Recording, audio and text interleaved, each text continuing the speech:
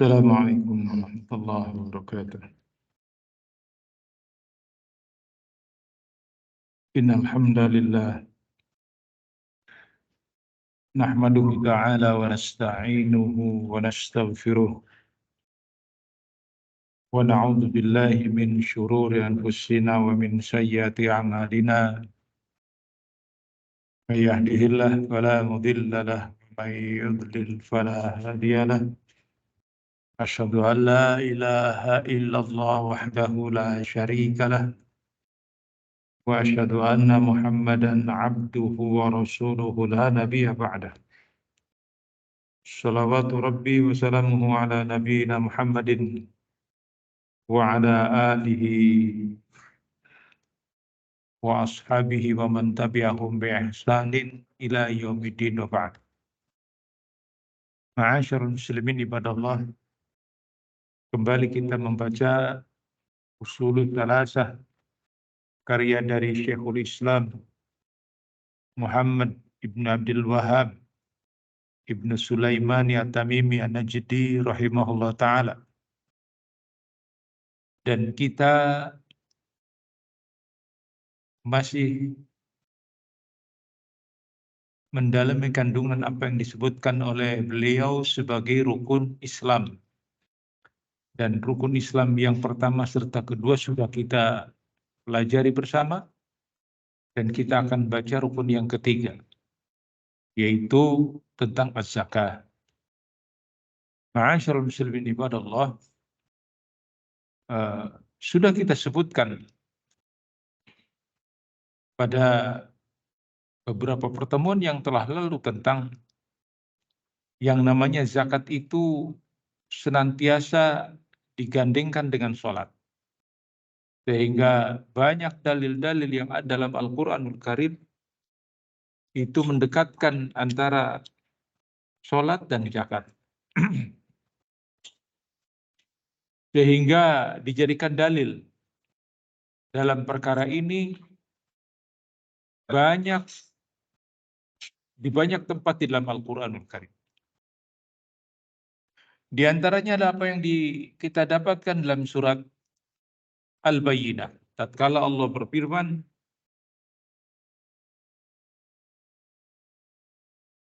kata Allah Subhanahu wa taala, "Wa ma umiru illa liya'budullaha mukhlishina lahuddin."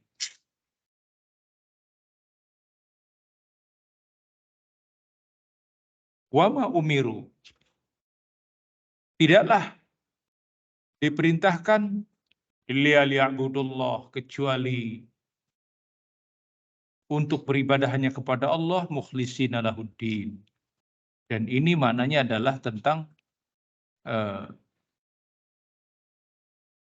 pensucian kita dalam hal peribadatan kita kepada Allah Subhanahu wa taala, hanya menjadikan Allah satu-satunya zat yang diibadahi, yakni perkara tauhid. Kemudian kata Allah Subhanahu wa taala, al-hunafa, yakni din yang hunafa, din yang bersih, agama yang tidak tercemari dari berbagai kesyirikan. Wa yuqimus shalah wa yutuz zakah. Kemudian menegakkan sholat serta membayarkan zakat. Lihat, digandengkan. Dan di banyak tempat Allah sebutkan bagaimana sering digandengkan antara sholat dengan zakat.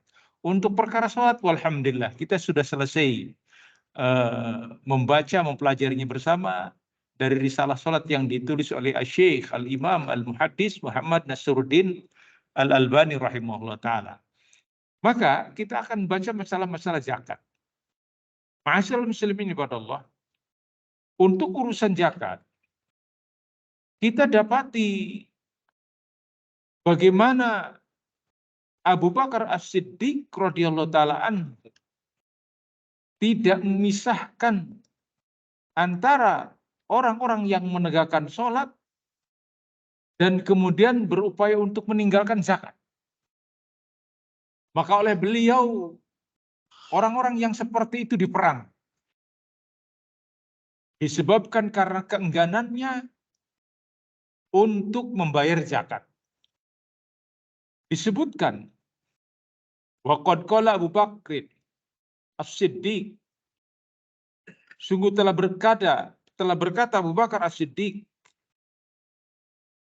kata beliau radhiyallahu taala anhu, wallahu la uqatilanna man farraqa bainas shalah waz zakah. Demi Allah akan aku perangi orang yang memisahkan antara sholat dan zakat. Menunjukkan bahwa zakat merupakan arkanul Islam yang dalam hal ini pemerintah ikut cawe-cawe. Dalam hal ini pemerintah ikut cawe-cawe. Sehingga ma'asyiral muslimin ibadallah, inilah yang kemudian menjadikan zakat bukan saja sebagai sebuah program yang sifatnya pribadi-pribadi kita untuk bagaimana kita menunaikannya, namun pemerintah di sana mengambil bagian. Karena memang pemerintah menetapkan dalam urusan zakat ini. Tidak mungkin bisa ditegakkan ayat khudh min amwalihim shadaqatan. Ambil dari mereka sedekah yakni zakat. Dalam sifatnya adalah bentuknya perintah. Yang dalam hal ini pasti pemerintah yang melakukan. Inilah ma'asyiral muslimin ibadallah, problem yang terjadi di tengah-tengah kita kaum muslimin. Karena kita negeri yang tidak menganut prinsip zakat itu diambil oleh pemerintah. Karena aslinya itu adalah haknya pemerintah untuk mengambil zakat. Barangkali di antara kita masih ingat tentang kisah Mu'adz bin Jabal yang diutus oleh Rasulullah SAW ke negeri mana? Ke negeri Yaman. Innaka ta'ti qauman min ahlil kitab, kata Rasul, sungguhnya engkau akan mendatangi satu kaum dari kalangan ahli kitab. Fal yakun awwal tad'u, maka jadikanlah awal engkau menyuruh mereka ila syahadatillah, atau dalam riwayatnya ila kalimat tauhid. Yuwahidullah. Jika mereka mentaatimu, maka ajarkan sholat yang 5 waktu. Dan jika mereka telah mentaatimu, maka perintahkan kepada mereka untuk mengeluarkan dari harta mereka. Nah, lihat. Di ujungnya Rasulullah nyatakan, fattaku da'watul madlum. Hendaknya engkau takut kepada doa orang yang dizalimi. Ini masih dikaitkan dengan urusan zakat. Karena Rasulullah SAW mengingatkan, para petugas itu jangan semena-mena. Karena dia ditugaskan oleh pemerintah, maka mereka mengambil hak orang lain dengan cara-cara yang zalim. Maksudnya seperti apa? Ketika datang petugas zakat itu, mana? Kambing-kambing harta kalian, berapa ribu yang kalian miliki? Maka kemudian diambili yakni yang produktifnya. Sedangkan yang kurusnya itu dikembalikan kepada pemiliknya. Kata Rasulullah, takutlah engkau dengan doanya orang-orang yang dizalimi, yang tidak ada penghalang, tidak ada hijab antara mereka dengan Allah Subhanahu wa taala. Ini konteksnya apa? Petugas pengambil zakat. Siapa? Pemerintah. Mereka mengambil berapa? Harta zakatmu sekian ratus, keluarkan 10 ekor. Yang diambil jangan yang bagus-bagusnya. Diambil yang bagian-bagian yang emang misalkan yang kurus, itu yang dimaksudkan. Karena apa? Ini mereka memiliki, katakanlah, harta yang mereka ini diharapkan berkembang biak. Demikianlah ma'asyiral muslimin ibadallah. Yang dimaksud, takutlah engkau terhadap doa orang-orang yang kau zalimi, yang apabila mereka berdoa kepada Allah tidak ada hijab antara diri mereka dengan Allah Subhanahu wa taala. Ini berkaitan dengan masalah zakat dan itu tugas dari pemerintah. Makanya ambil dari harta mereka sebagai bentuk zakat. Maka ini hanya bisa dilakukan oleh pemerintah. Bagaimana kalau ternyata pemerintah tidak melakukannya? kemudian diserahkan kepada ormas atau badan-badan yang tertentu seperti Badan Amil Zakat, apakah sifatnya secara nasional atau kedaerahan, atau mungkin organisasi-organisasi zakat seperti Lajis, seperti Basma dan lain sebagainya, itu hanya sebatas sebagai pengumpul. Yang dia tidak memiliki kekuatan untuk mengambil. Ya, ya karena memang faktanya memang tidak ada. Karena yang dilakukan oleh pemerintah bukan mengambil zakat, tapi mengambil pajak. Sedangkan pajak, dari sisi syariat Islam, kita juga harus jujur mengatakan bahwa pajak asalnya itu mengambil, katakanlah metodologinya seperti mengambil yakni kepada jizyah kepada orang-orang yang dikuasai oleh kaum muslimin. Mereka tidak mau masuk Islam, tinggal di negeri muslimin, maka mereka harus membayar jizyah sebagai bentuk ketundukan, sebagai bentuk penghinaan, maka mereka membayar jizyah. Maka diambil oleh pemerintah jizyah tadi. Nah, mungkin ini disetarakan dengan pajak, begitu. Sehingga aturan seperti itu. Ya, memang begitulah istilahnya situasi di dunia sekarang ini, ya kan, menjadikan pajak sebagai pendapatan negara. Nah, barakallahu fikum, sehingga terjadi khilaf sebenarnya di kalangan para ulama, ya. Apakah pajak-pajak yang memungkinkan kita bisa menghindarinya seperti apakah bisa kita lakukan atau tidak? Wallahu alam. Intinya bukan sedang menghasut untuk jangan bayar pajak, bukan. Tapi memang pajak bukan bagian dari apa yang disebutkan sebagai zakat tadi. Beda, ya, beda antara zakat dengan pajak. Kalau zakat sebagai bentuk kewajiban kita, dalam artian secara diniyah, sebagai keyakinan kita sebagai penganut dari agama Islam, maka rukunnya adalah membayar zakat, begitu, membayar zakat. Nah, sifatnya adalah bentuk kesadaran sendiri. Oleh karena itu, wajib kita mengetahui hukum-hukum yang seperti ini, hukum-hukum tentang zakat. Nah, Allah menyebutkan tentang zakat ini di dalam surat At-Taubah ayat ke-60. Tatkala Allah berfirman, A'udzubillahi minasyaitonirrajim. Innamas shadaqatu lil fuqara'i wal masakini wal 'amilina 'alaiha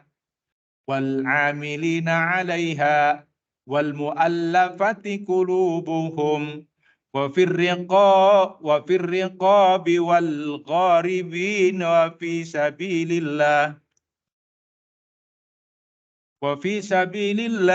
wa ibnis sabil fariidatan minallah wallahu alimun hakim. Innamas shadaqah. Kalimatnya sodakoh, tapi yang dimaksudkan oleh kalimat ini adalah yang dimaksud adalah zakat. Inilah yang dikatakan yang paling jelasnya tentang asnaf, ya, 8 asnaf, 8 bagian untuk orang-orang yang berhak untuk menerima zakat. Sesungguhnya zakat itu untuk para fakir. Ada definisinya tentang fakir ini. Wal masakin, demikian juga dengan masakin, orang-orang miskin. Fakir dan miskin beda. Nah, makanya perlu masalah zakat ini sebenarnya luas, tidak cukup untuk sekali pertemuan. Barangkali gitu kan ya. Tapi ya kita lihat apakah memungkinkan kita untuk satu pertemuan, gitu ya, kita jelaskan apa adanya. Yang namanya fakir itu berbeda. Orang-orang fakir disebutkan adalah orang-orang yang mereka pada asalnya tidak memiliki apapun juga untuk sesuatu yang mereka makan di esok hari.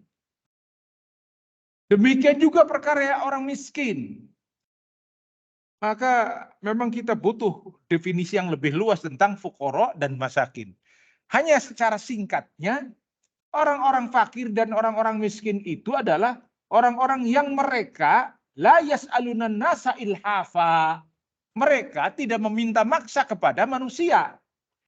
Definisi fakir miskin itu buat kita adalah orang yang minta-minta di pinggir jalan, yang mau ke rumah-rumah, para pengemis. Disebutkan itu fakir miskin kan begitu ya. Itu definisi secara umum saja, hanya menurut kebiasaan. Sebab ternyata banyak di beberapa tempat orang-orang pengemis itu justru orang kaya. Ya, di lain daerah mereka punya rumah. Apakah mereka berhak untuk mendapatkan zakat seperti ini? Jika diketahui maka mereka memiliki kekayaan, ya tidak masuk kategori fakir dan miskin. Jadi siapa fakir miskin itu? Orang-orang yang sedang, yakni mereka sedang katakanlah berkhidmat kepada agama yang mereka tidak sempat untuk mencari maisha, untuk mencari mendapatkan katakanlah biaya hidupnya karena disibukkan dengan mengajar, dengan yakni belajar atau mengajar. Kan banyak orang-orang yang belajar seperti yang di zaman Rasulullah SAW dulu. Ahlus Suffah, Abu Hurairah dan para sahabat yang lainnya, mereka adalah fuqara. Jangankan untuk katakanlah ya mereka bagaimana mereka sedang belajar kepada Rasulullah SAW. Hari-harinya mereka penuhi untuk belajar. Maka mereka ini yang disantuni, ya, yang disantuni oleh para sahabat yang agnia. Itu mereka suka minta? Tidak, mereka tidak suka meminta-minta. La yas'alun nasa ilham. Mereka tidak meminta kepada manusia dengan caranya memaksa.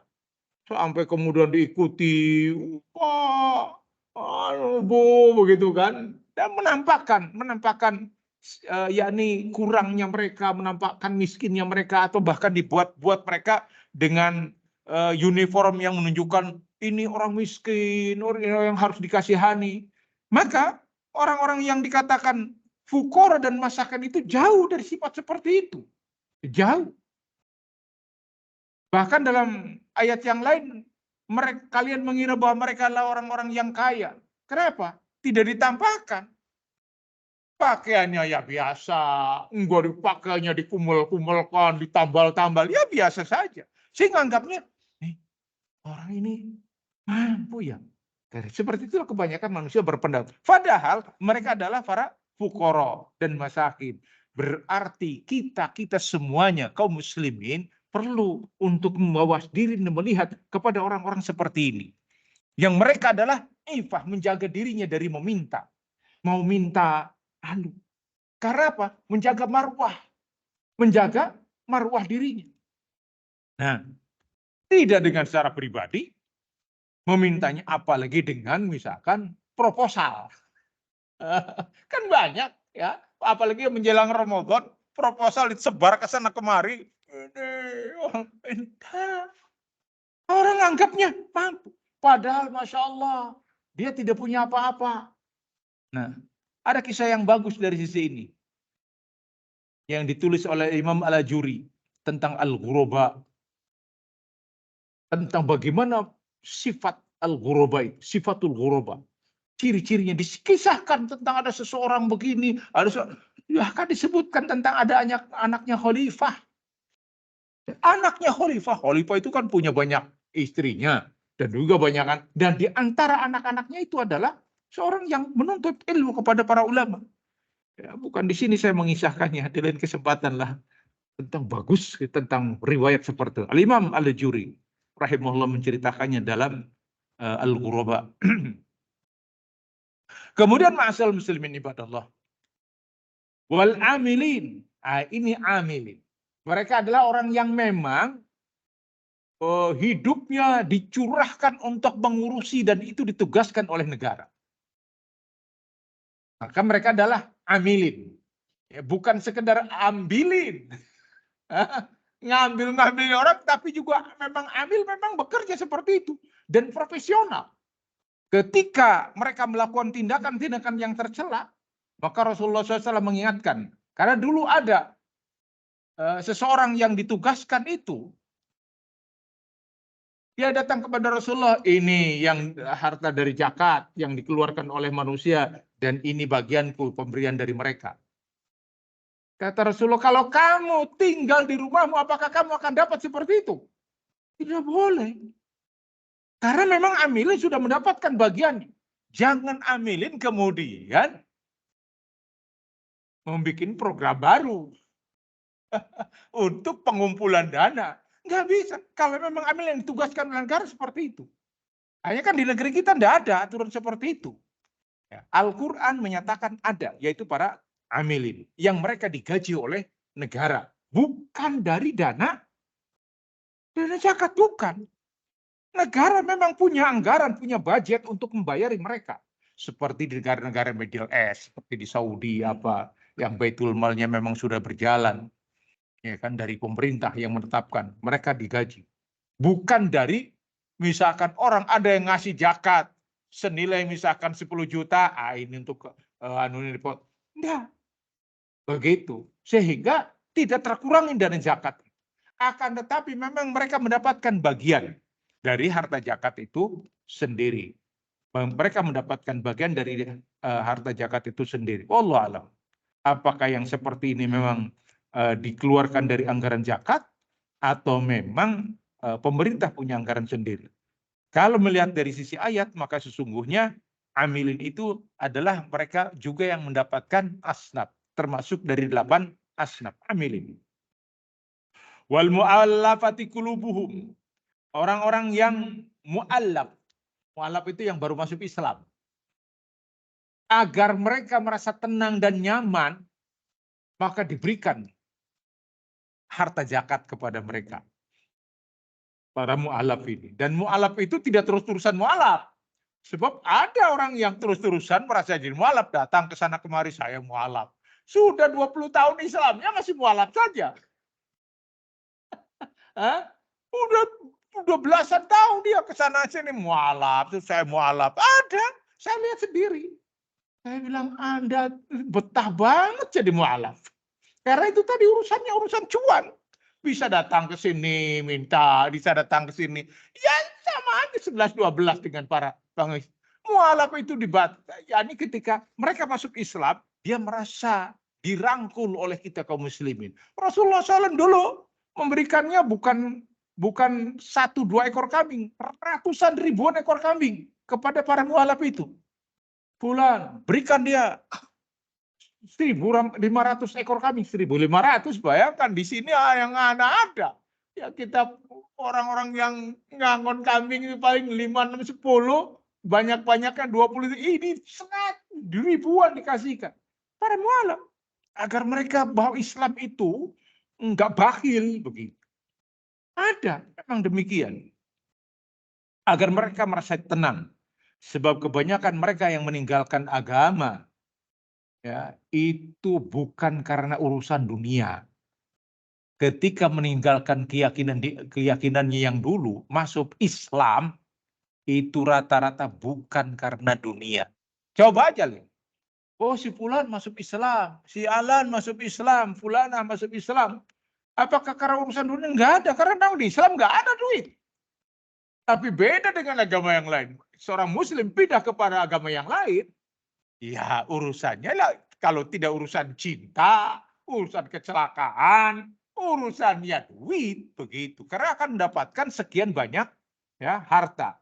Maka dalam Islam tidak ada. Akan tetapi mereka berhak untuk kita berikan kalau memang ada dana dari harta zakat tersebut. Kemudian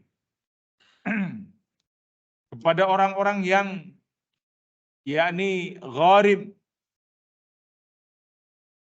yang punya utang,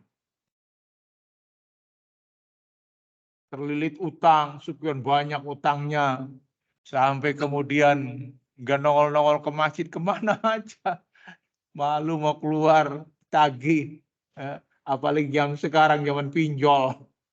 Allah Ustaz, ya Allah, luar biasa, ngutang itu ditawari, ya kan?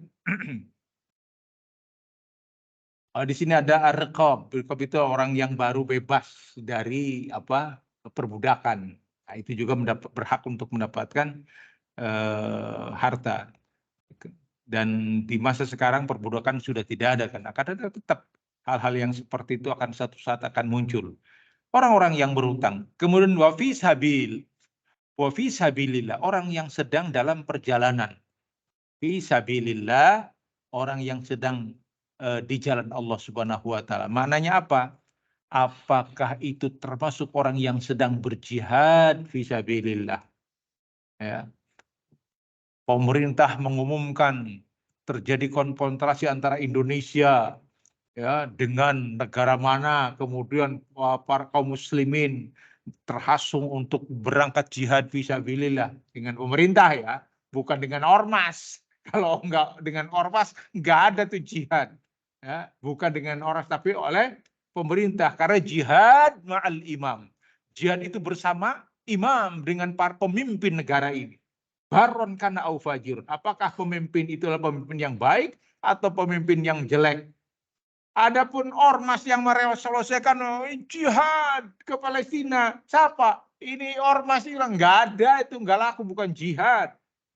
Ini ada fatwa dari Syekh Bulan, tetap bukan jihad.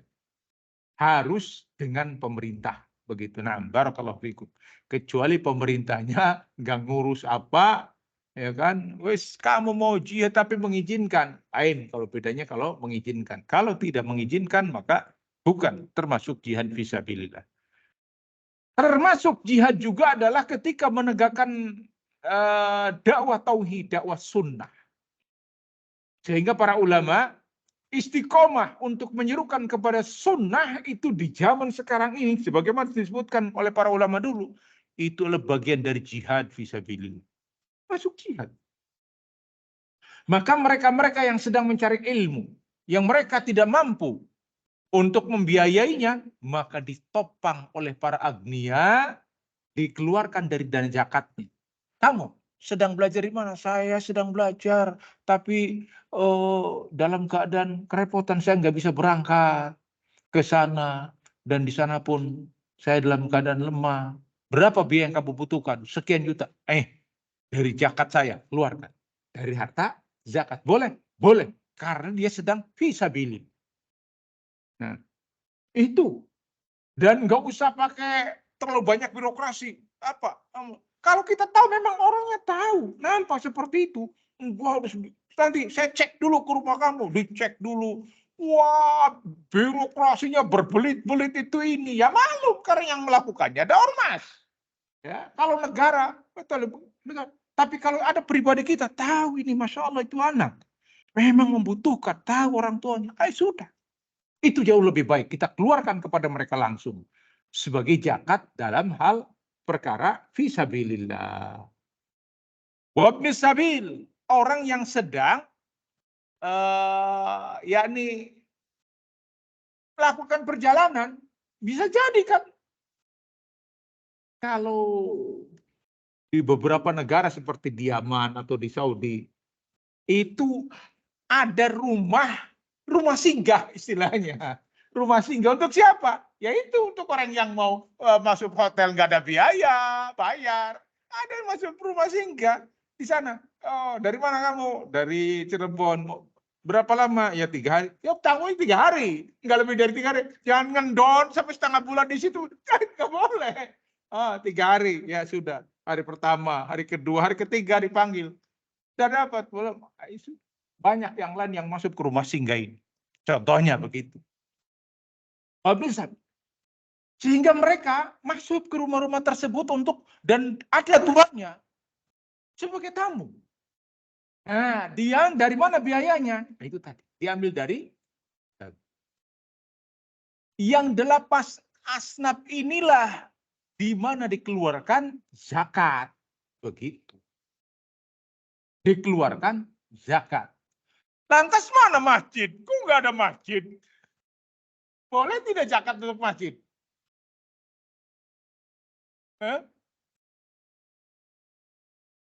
Boleh nggak? Ya nggak ada masjid. Jadi kalau ada pembangunan masjid, saya keluarkan zakat. Nggak ada itu. Nggak bisa dikeluarkan dari zakat. Nggak bisa. Begitu. Walaupun orang sekarang, nggak apa-apa buat masjid. Ya nggak ada, yang masjid bukan termasuk 8 asnaf. Hakata. Demikianlah masyaallah muslimin. Ini dari sisi asnafnya saja. Panjang untuk kita jelaskan yang 8 asnaf ini. Siapa saja mereka Dan bagaimana ciri-cirinya, bagaimana kualifikasinya, ya kita anggap ringkas seperti itu. Itu dari mereka yang berhak untuk mendapatkan. Nah, pemerintah yang mengatur itu Masya Allah lebih mudah. Diambil oleh pemerintah. Hud min amwalim. Ambil harta mereka sebagai bentuk zakat. Maka pemerintah yang membagikan ini untuk fakir. Ini miskin. Ada datanya lengkap dan benar. Jangan orang kaya kemudian diposisikan sebagai fakir, dapat bansos. Itu si orang kaya. Rumahnya banyak, usahanya banyak. Dan orang yang kayak gini kadang-kadang nggak tahu malu. Mau saja antri kantor pos. Lagi apa, Pak? Antri bansos. Ya subhanallah, hartamu sudah menumpuk kayak gitu. Kamu kok masih mau ngantri bansos? Kata orang kira benerai gedek kayak gitu tuh. Ya enggak? Subhanallah. Yes, yang datanya juga begitu. Kenapa dibagi? Ya karena ketika proses pendataan input data itu, iya masih saudaranya. Wis tak masukkan mau ya? Mau saja. Banyak padahal yang membutuhkan. Demikianlah. Jadi kalau pemerintahnya Masya Allah begitu teliti, oh fulan masuk fakir, fulan masuk miskin, fulan demikian, maka pemerintah yang menetapkan untuk siapa 8 asnaf ini. Nah, begitu. Lantas dari mana zakat itu kita dapatkan? Yaitu dari harta-hartanya kaum muslimin. Apakah semua harta itu harus dizakati? Nah, inilah perlunya ilmu. Ada harta itu berupa jadi harta-harta yang berkaitan dengan sesuatu yang wajib dizakati dan ada yang walaupun banyak tidak wajib dizakati. Misalkan untuk hewan. Untuk hewan tidak semua hewan, walaupun jumlahnya banyak, itu wajib dizakati. Misalkan, kita punya 7.000 ekor ayam yang siap panen. Gitu kan. Sudah 3 bulan ini, ayam lagi tinggi-tingginya, keluarkan. Yang punya 10.000, yang punya 20.000, yang punya sekian ratus ribu ekor. Waduh, sekali panen tak terbayangkan.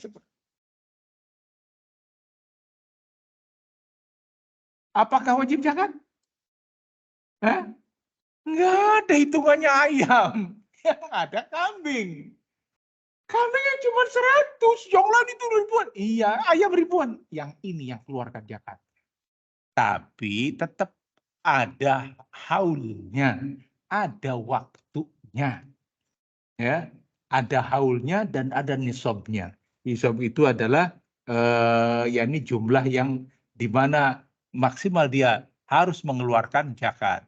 Untuk kambing sekian berapa ekor, untuk sapi berapa ekor, untuk unta berapa ekor, untuk kuda ada nggak kuda? Walaupun ada punya 1 istol, ada ribuan ekor kuda, nggak ada wajib zakat. Nah, begitu. Kerbau. Nah, demikian. Jadi ada ketetapan-ketetapan yang di mana kita ada hewan-hewan yang wajib dikeluarkan. Demikian juga dengan zakat dari pertanian. Apa pertanian yang wajib dikeluarkan zakatnya? Makanan pokok. Ya, kalau di kita beras, ketika panen dan itu pun dilihat apakah dari irigasi ataupun sawah tak ada hujan. Sawah tak ada hujan lebih besar lagi jumlahnya daripada irigasi, karena irigasi ada dana yang dikeluarkan. Ternyata dapat misalkan sekian ton yang wajib dikeluarkan, kalah dengan pertanian sebelah. Cabenya itu 5 hektar panen. Sebelahnya cuma 1 hektar juga. Tidak, sawahnya. Kok IPAD yang dikeluarkan zakatnya, sedangkan cabai yang harganya lagi melambung sekarang ini nggak dikeluarkan zakatnya. Bagaimana itu? Tidak adil kalau begitu. Kata siapa? Adil. Islam pasti dengan adil. Ya kan? Begitu. Jadi cabai bukan termasuk, katakanlah, bentuk pertanian yang berhak untuk dikeluarkan zakatnya. Lantas bagaimana? Nanti dia mengumpulkan dari harta hasil penjualan cabainya itu, kemudian terkumpul dah setahun, maka yang dikeluarkan adalah zakat dari harta yang terkumpul tadi. Dia punya ribuan ekor ayam atau itik ataupun apapun juga yang hewan yang bukan dikenai wajib untuk zakatnya, maka nanti tunggu 1 tahun kemudian dia akan mengeluarkan harta dari hartanya dari penjualan kekayaannya dari penjualan, yakni ayam atau bebek dan lain sebagainya. Demikianlah ma'asyiral muslimin ibadallah. Maka harta-harta itulah yang dikatakan dia wajib zakat itu memiliki 2 syarat. Yang pertama adalah nisabnya, ukurannya. Kalau ukurannya, ukuran kemana? Kalau untuk harta diukurkan dengan emas. Apabila sudah mencapai dalam satu riwayat 88 gram emas, maka wajib untuk dikeluarkan zakatnya. Tapi tidak langsung, saya ternyata punya 100 gram emas, bagaimana ini? Nanti dulu, sudah 1 tahun belum? Belum, baru besok, baru kemarin belinya, nanti. Tunggu 1 tahun. 1 tahun baru dikeluarkan dari zakatnya. Jadi ada haul dan ada nisab. Nisabnya batas minimalnya. Haulnya 1 tahun. Kalau sudah 1 tahun, keluarkan zakatnya. Kalau belum 1 tahun, bagaimana? Kalau belum 1 tahun, maka mereka belum ada kewajiban untuk zakatnya. Dan harta itu ketika diputar, menjadi satu hal yang sifatnya produktif, maka itu lebih disukai. Ya, lebih disukai dalam agama ini agar terjadi perputaran di tengah-tengah manusia harta ini, agar harta ini tidak hanya berputar di kalangan orang-orang kaya saja, maka menjadi sesuatu yang sifatnya produktif, dibikinkan sebuah usaha. Ini nih, kita punya harta yang memang sudah terkena wajib zakat, misalkan punya harta sekian miliar, kita bikin perusahaan.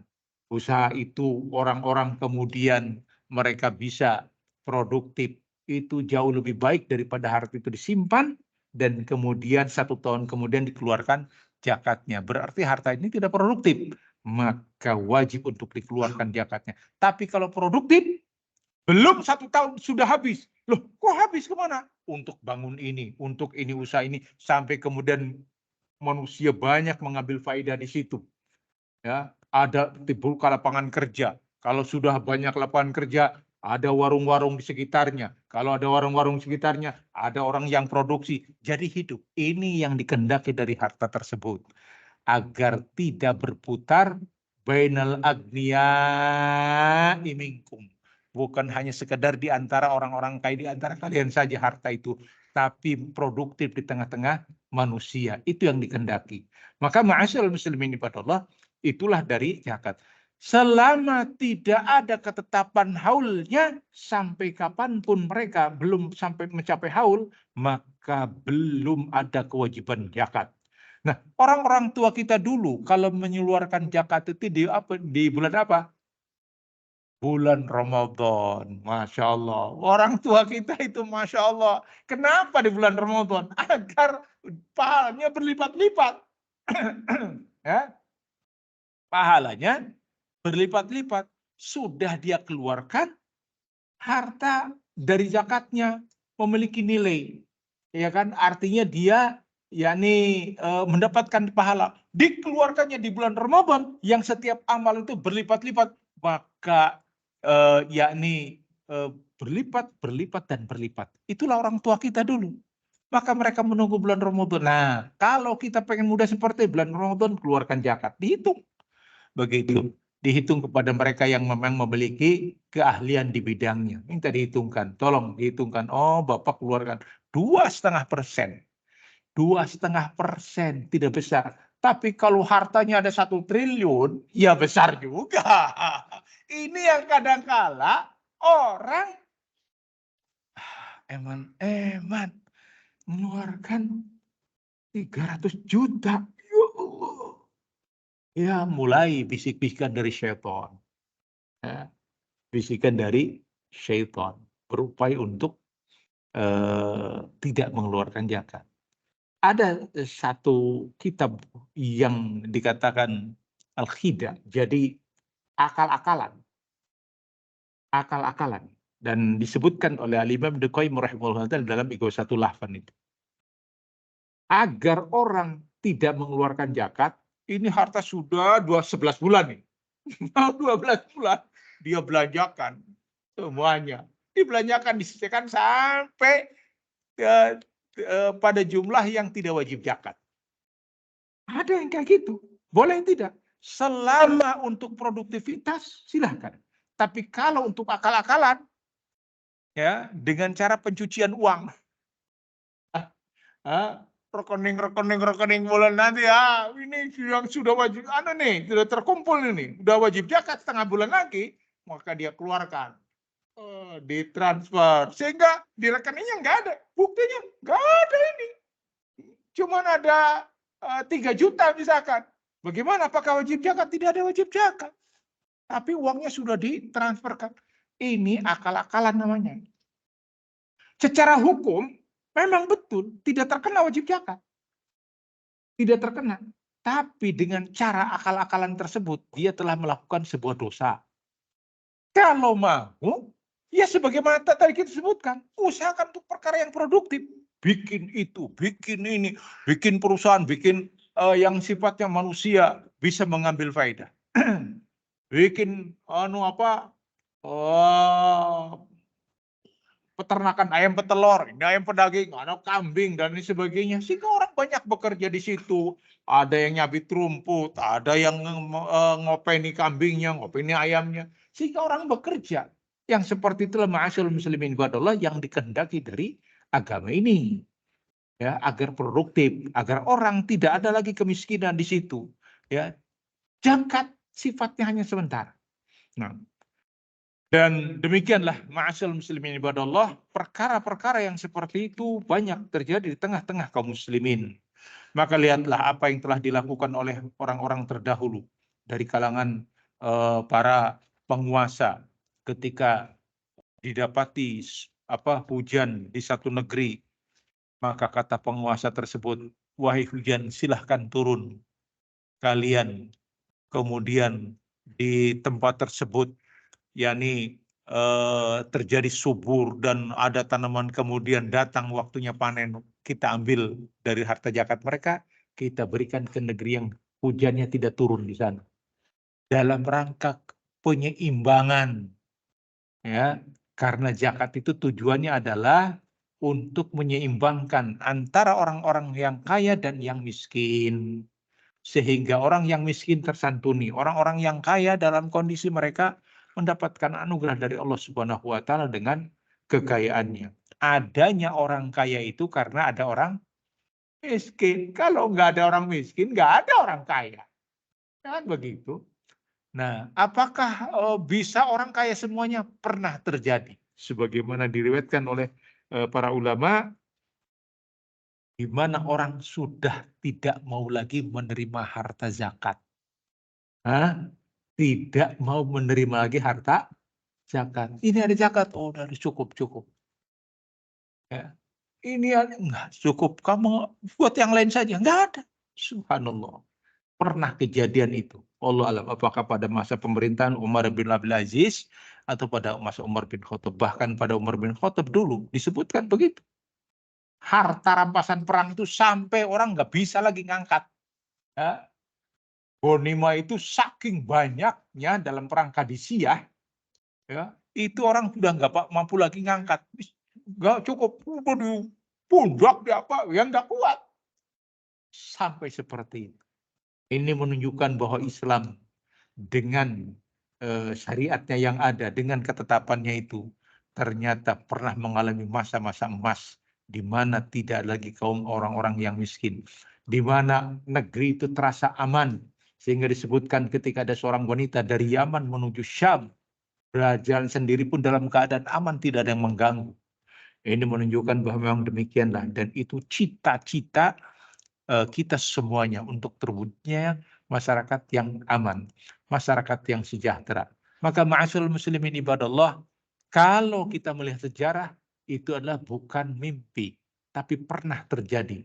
Hanya apakah suatu saat akan terjadi? Wallahu alam. Dikembalikan kepada masing-masing kaum muslimin.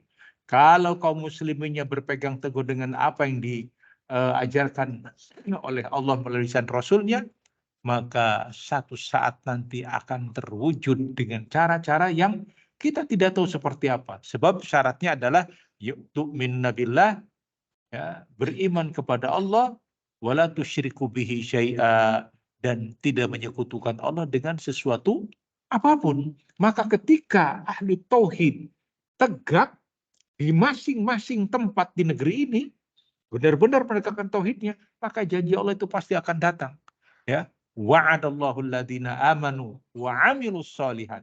Allah telah berjanji kepada orang-orang yang beriman dan beramal soleh, memberikan kedudukan di muka bumi sebagaimana pernah terjadi dulu. Kedudukan itu diberikan kepada orang-orang sebelum kita semuanya. Maka ma'asyiral muslimin ibadallah, berbuatlah, ya, beramal. Itu yang harus kita lakukan saat ini. Jangan kemudian kita punya target, besok lusa harus tegak, nggak usah. Beramal, tegakkan syariat di dalam diri kita masing-masing, pada pribadi kita masing-masing. Niscaya Allah akan menetapi janjinya, karena innallaha la tukhliful mi'ad. Allah tidak akan pernah ingkar janji. Maka sebagaimana janji Allah, Allah pasti akan berikan, yaitu kepada orang-orang yang beriman dan beramal soleh. Adapun kepada para pendurhaka, fajir, maka jangan harap hal itu akan bisa terwujudkan. Wallahu a'lam bishawab. Wassallallahu ala nabiyina Muhammadin wa ala alihi wa sahbihi wasallam tasliman katsira. Wa akhiru da'wan alhamdulillahi rabbil alamin. Assalamualaikum warahmatullahi wabarakatuh.